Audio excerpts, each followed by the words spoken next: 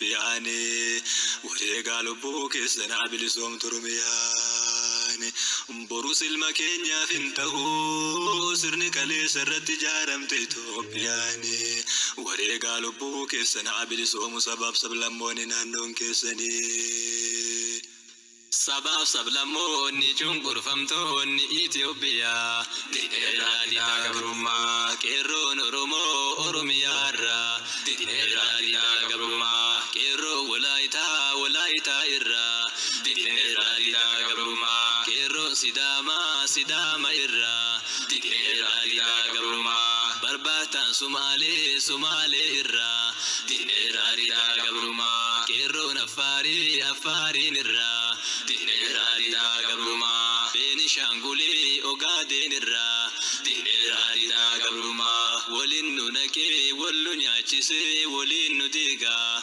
diinni kaleessaa afaan qawweetiin nu bulchi diigaan Itoophiyaa dur deebifna jedhee har'allee taankiin nu keessa fiigaa hakaanu haa tokkummaan hin dagaatina galmi keenya bilisummaa Itoophiyaan amantii tokko leellisuu saba tokko leellisuu qofarratti ijaaramte gaafa eenyummaan sabaaf sablammootaa hundaa irraa mulqamte Itoophiyaan mulqamtuun tahiiraaf seera hin qabne gaafa siin hundeeffamte sabaaf sablammoonni Itoophiyaa keessa jiran jaalatte. Assalamu alaikum warahmatullahi wabarakatuh. Akkam jirtan nagaanaaf jirtanii hordoftoota kiyya warra TikTokii jechuudha akkasumas like share subscribe gochuun channel YouTube kiyyaalee naaf guddisaa isiniin jecha dhaamsi kiyya argitanii dhaamsi kiyya uummata Oromoo bahaa dhiha kaabaaf kibba bakkuma jiranitti maraaf ani qabu qalbii fi ijji teenya qaallitti osuma jennuyyuu yeroo ammaa kanatti yeroon qabsoon uummata Oromoo finiinee itti cimuu qabu yeroo ammaa kana ture garuu uummanni Oromoo baadhoo ammallee mootii hirriba keessa jira jechuudha. Hirriba keessa jira qabsoo irraa duubatti laafee jira maaliif biltsiginnaan baay'ee tokko uummata keenya kana gargar qooddee addaan qooddee sabaan amantaan adda qooddee ammallee mootiyyuu gandalleen adda qooddee summii keessa keettee badaa jirti jechuudha.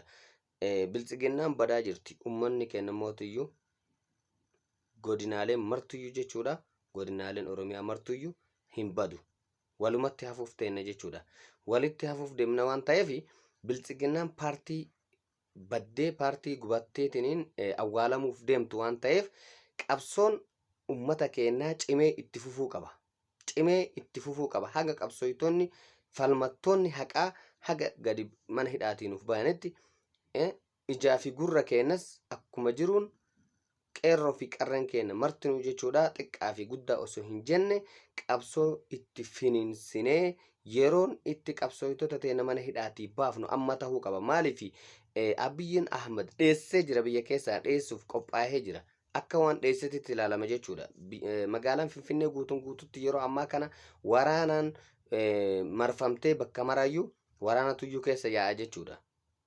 Waraana marfamtee waraanni akka bishaanitti kallattii maraanuyyuu waraana warra soddaa isaatiin marfamtee jirti jechuudha.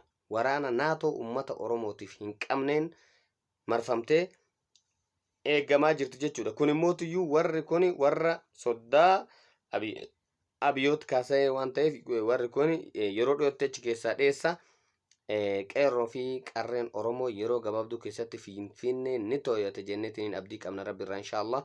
Kanaaf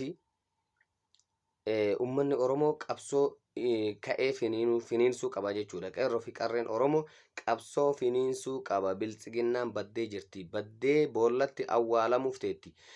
Akkuma waboo fi wayyaanee yookaan immoo juntaa awwaalle jetteetiin kijiba gandaa fi aanaa keessa deemteetiin afuufaa turte sanitti amma mootiyyuu awwaalamuu isii Dabratsiinan eega isiin fudhatamtee harka waraana bilisummaa Oromootii fi TDF eega galteen booda eega guutuun guutuutti to'atamteen booda shakkii irraa kaka'e sodaan guddaan onne biltsiginnaa seenuu irraa kaka'e aanga'oonni mootummaa gugurdoon lola seennaa waraanni amma waraana nu arganne kuni ajaja waraana kana ajajuu waan hin dandeenyeef waan dadhabeef humni waraana bilisummaa Oromootii fi TDF kun humna waraana keenyaatti ol waan ta'eef ajajoota waraanaa gurguddaa isiin harkaa qabdu mararraayyuu amantii waan dhabdeef dha'ineetii nu ajajinee waraana kana ofii keenna ajajinee kan mootiyyuu ajaji keenna fudhachuu dide mataa keessa dhooyinee